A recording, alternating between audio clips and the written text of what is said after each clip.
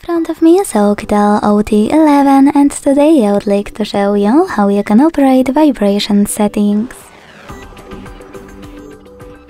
Begin by opening Devices Settings and tapping on Sound and Vibration after scrolling down.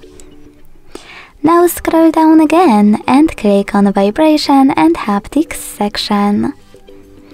Finally, use this switcher next to Use Vibration and Haptics to switch them on or off.